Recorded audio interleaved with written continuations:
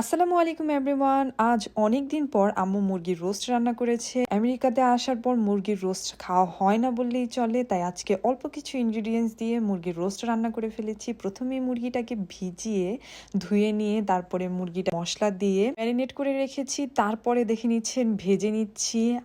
আম্মু স্পেশালি অনেক কড়া করে ভাজে মজা বা সুস্বাদু বানানোর জন্য। এটাতে বেশি আমার কাছে ভালো লাগে।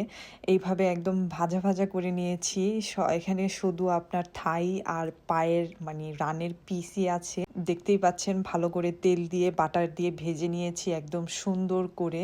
সবগুলোকে এক জায়গায় রেখে দিচ্ছি, ভুলেও ঢাকবো না, খোলাই রাখছি যাতে এগুলো সুন্দর এরকমই থাকে। তারপরে ময় মশলা দিয়ে রান্না করে ফেলছে আমার আম্মু।